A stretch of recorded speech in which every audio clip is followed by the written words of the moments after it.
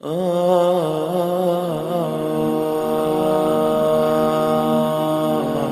اے میرے پیغمبر اعلان فرما دیجئے انی نہیتو مجھے منع کر دیا گیا ہے، روک دیا گیا ہے کس بات سے؟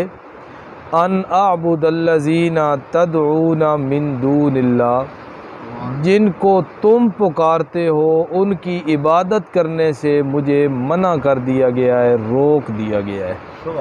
لما جاءنی البینات من ربی، جب کہ رب کی طرف سے میرے پاس واضح دلائل اور نشانیاں بھی آ چکی ہیں۔ ایک موحد آدمی، ایک مومن آدمی کا عقیدہ اور نظریہ یوں ہونا چاہیے جس طرح نبی پاک صلی اللہ علیہ وسلم کا یہ اعلان ہے کہ جنہیں تم پکارتے ہو، جنہیں تم اپنا معبود سمجھتے ہو، جن کو تم مشکلات اور حاجات کے وقت جن کی تم پکاریں کرتے ہو، جن کو تم کہتے ہو بگڑی بنانے والا ہے، جھولیاں بھرنے والا ہے، جن کے بارے میں تم نے عقیدہ قائم کیا ہوا ہے کہ وہ ہماری کھوٹی قسمتوں کو کھری کر دیتے ہیں، ان کے ہاتھ میں عزت ذلت ہے، وہ ہمارے عروج و زوال کے مالک ہیں، وہ جو چاہیں کر دیں۔ مومن بندے کا نظریہ ہونا چاہیے جن کو تم پکارتے ہو مجھے ان کی عبادت کرنے سے اور ان کو پکارنے سے منع کر دیا گیا ہے۔ اور یہ منع کس نے کیا ہے؟ اللہ رب العزت نے۔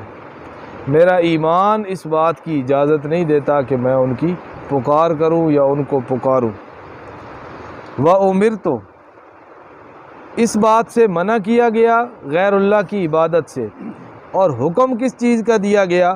ان اسلم لرب العالمین، کہ میں رب العالمین کا تابعدار بن جاؤں۔ اسلام نام ہے مکمل اطاعت کا، انقیاد، اطاعت، ظاہری طور پر بھی اور باطنی طور پر بھی۔ جب یہ دونوں چیزیں ہوں گی تو تب جا کر بنے گا اسلام، اطاعت۔ اذ قال لہ ربہ اسلم، حضرت ابراہیم علیہ السلام کو اللہ نے کہا اسلم، تابعدار ہو جائیے۔ انہوں نے کیا کہا؟ اسلمت لرب العالمین، میں رب العالمین کا تابعدار ہوں۔ ہمارا نام بھی رکھا گیا مسلمان۔ مسلمان کا معنی تابعدار، اور تابعدار کس کا؟ اسلم لرب العالمین، رب العالمین کا تابعدار۔ هو الذی خلقکم من تراب، اس سے یہ بھی معلوم ہوتا ہے نا کہ موحد آدمی کا امتیاز ہونا چاہیے، فرق ہونا چاہیے، پتہ چلے۔ یہ نہیں ہے کہ غیر اللہ کو پکارنے والے بیٹھے ہیں، رام رام کرنے والے بیٹھے ہیں تو وہ بھی انہی کے ساتھ مل کے رام رام کرنا شروع کر دے۔ یا علی یا علی یا رسول اللہ یا رسول اللہ کہنے والے بیٹھے ہیں تو یہ بھی انہی کے ساتھ مل کے اسی طرح کرنا شروع کر دے۔ پھر یہ اللہ تعالیٰ کا حکم اور اللہ کی اطاعت تو نہ ہوئی نا۔ مومن بندے کی شان ہے کہ وہ اپنا تشخص اور اپنی انفرادیت اور اپنا امتیاز باقی رکھے، اور باقی مشرکین سے، مبتدعین سے بندہ علیحدہ نظر آئے، پتہ چلے کہ یہ بندہ ایک اللہ کو پکارنے والا ہے اور یہ بندہ اللہ کے ساتھ اوروں کو بھی پکار کرنے والا ہے، بندے کو پتہ چلے۔ شرک اسی چیز کا نام ہے۔ تم نے ان سب کو خدا کے برابر کھڑا کیا ہے۔ اللہ کو بھی پکار رہے ہو اے اللہ، پھر رسول کی بھی پکار ہو رہی ہے اللہ کے پیغمبر، پھر حضرت علی کی بھی پکار ہے، پھر حضرات حسنین کی بھی، پھر اس کے ساتھ حضرت فاطمہ کی بھی۔ تو میں نے کہا شرک اسی چیز کا نام ہے۔ کوئی مشرک کے سر پہ کوئی سینگ نہیں ہوتے کہ کوئی اس کی وہ کوئی الگ کوئی حیت نظر آئے، کوئی اس کی الگ حیت نہیں ہوتی، کوئی الگ صورت نہیں ہوتی۔ شرک اسی چیز کا نام ہے کہ اللہ کے علاوہ اوروں کو بھی اسی طرح پکارا جائے جس طرح تم اللہ کو پکارتے ہو۔ لیکن اصل بات جو ہے نا بتانے کی وہ یہ ہے کہ لوگوں کو یہ شرک اور توحید والا مسئلہ مولویوں نے سمجھایا اور بتایا ہی نہیں ہے۔ چند لوگ ہیں، بہت کم ہیں، جو لوگوں کو شرک والا مسئلہ سمجھاتے ہیں، بتاتے ہیں۔ وگرنہ جب یہ بات آتی ہے نا دعا پکار کی اور شرک اور بدعات کی، تو پھر مولوی بھی کنی کترا جاتے ہیں بھی اگر بات کریں گے تو شاید مجمع کم ہو جائے، کوئی ناراض ہو جائے، کسی کو یہ بات اچھی نہ لگے۔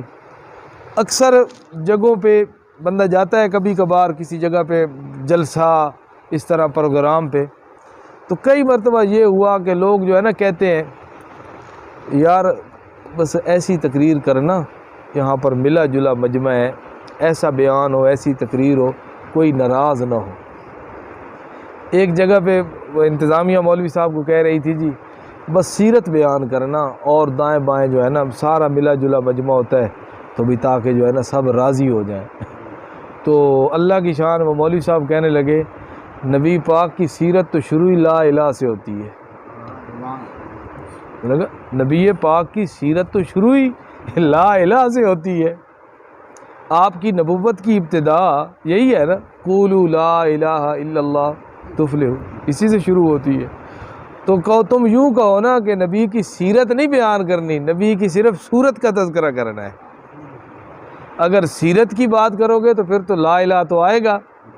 ہاں صورت کے تم کہو کہ نبی پاک کی صورت کو بیان کرو کہ آپ حسینوں میں آسن تھے، آپ جمیلوں میں اجمل تھے، آپ خوبصورت تھے، آپ جیسا اللہ نے نہ پہلے بنایا نہ اللہ قیامت تک آپ جیسا کسی کو بنائے گا، آپ کی شان اتنی اونچی ہے، آپ معراج پہ گئے آسمان، یعنی یہ چیزیں بیان کرو نا۔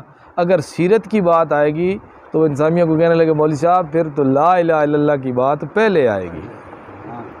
اور جو بندہ ساری زندگی اسی بات کو دیکھتا رہے نا کہ یار آج چلو چھوڑو یہ بات نہیں کرتے، فلاں بندہ نیا آیا ہوا ہے، پتہ نہیں وہ ناراض نہ ہو جائے، اس کو یہ بات اچھی نہ لگے، شاید وہ دوبارہ سننے کے لیے نہ آئے، تو پھر وہ ساری زندگی کبھی حق بیان کر ہی نہیں سکتا۔ ساری زندگی بات سچی اور کھری جو قرآن کی ہے، جو پاک پیغمبر صلی اللہ علیہ وسلم کی سنت کی ہے، وہ بندے کو کر دینی چاہیے۔ یہی کہتے ہیں نا ان علیک الا البلاغ، نبی پاک کو اللہ نے کہا اے میرے پیغمبر آپ کے ذمہ صرف پہنچا دینا ہے، آپ کے ذمہ حق بات کو پہنچا دینا۔ بلغ ما انزل الیک من ربک، جو رب نے آپ کو دیا ہے، عطا کیا ہے، اتارا ہے، آپ وہ لوگوں تک پہنچا دیجیے۔ منوانا کسی کے ذمہ نہیں ہے، کوئی مانے یا نہ مانے، کوئی راضی ہو یا ناراض ہو، کوئی دوبارہ آئے یا نہ آئے، بات بندے کو کھری کر دینی چاہیے تاکہ اللہ رب العزت کی طرف سے جو ذمہ داری عائد ہے وہ پوری ہو جائے۔ باقی ہدایت وہ ہر انسان کی قسمت میں اگر ہوگی تو اللہ تعالیٰ اس کو دے گا، اگر اس کے دل کے اندر انابت ہوگی، طلب ہوگی تو اللہ تعالیٰ ضرور بضرور اس کے دل کے دروازے کھول دے گا۔ تو بہرحال بندے کا امتیاز تو ہونا چاہیے نا، تشخص تو ہونا چاہیے، پتہ تو چلے۔ لیکن اللہ تعالیٰ نے بہرحال یہی بات نبی پاک صلی اللہ علیہ وسلم سے اس بات کا اعلان کروایا ہے، قل انی نہیت، مجھے منع کر دیا گیا ہے، مجھے روک دیا گیا ہے، جن کو تم پکارتے ہو میں ان کی عبادت نہیں کر سکتا۔